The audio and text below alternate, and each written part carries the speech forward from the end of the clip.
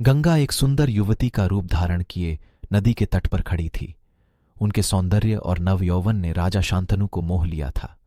गंगा बोली, राजन, आपकी पत्नी होना मुझे स्वीकार है, पर इससे पहले आपको मेरी शर्तें माननी होंगी। क्या आप मानेंगे? राजा ने कहा, अवश्य। राजा शांतनु ने गंगा की सारी शर्तें मान लीं और वचन दिया कि वह उनका पूर्ण रूप से पालन करेंगे।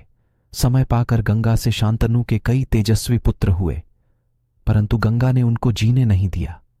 बच्चे के पैदा होते ही वह उसे नदी की बहती हुई धारा में फेंक देती थी और फिर हंसती मुस्कुराती राजा शांतनु के महल में आ जाती थी। अज्ञात सुंदरी के इस व्यवहार से राजा शांतनु चकित रह जाते। उनके आश्चर्य और क्षोभ का पारावार न रहता। शांतनु वचन दे चुके थे, इस कारण मन मसोस कर रह जाते थे।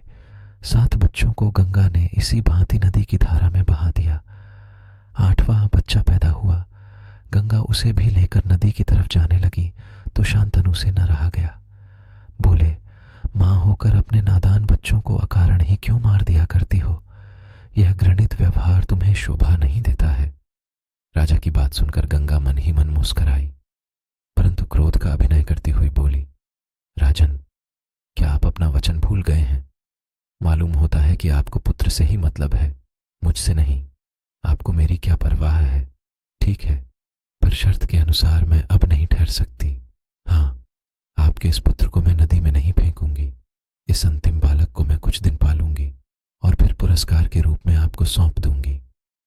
यह कहकर गंगा बच्चे को साथ लेकर चली गई। यही बच्चा आगे चलकर भीष्म पितामह के नाम से विख्यात हुआ। गंगा के चले जाने से राजा शांतनु का मन विरक्त हो गया। उन्होंने भोग विलास से जी हटा लिया और राजकाज में मन लगाने लगे। एक दिन राजा शिकार खेलते खेलते गंगा के तट पर चले गए तो देखा, किनारे पर खड़ा एक सुंदर और गठीला युवक गंगा की बहती हुई धारा पर बाण चला रहा था।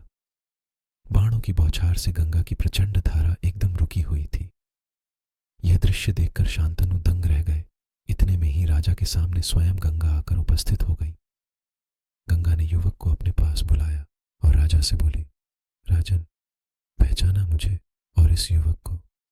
यही आपका और मेरा 8वां पुत्र देवव्रत है। महर्षि वशिष्ठ ने इसे शिक्षा दी है। शास्त्र ज्ञान में शुक्राचार्य और रणकौशल में परशुराम ही इसका मुकाबला कर सकते हैं। यह जितना कुशल योद्धा है उतना ही चतुर राजनीतिज्ञ भी है। आपका पुत्र मैं आपको सौंप रही हूं। अब ले जाइए इसे अपने साथ। गंगा ने देवव्रत का माथा चूमा और आशीर्वाद देकर राजा के साथ उसे विदा कर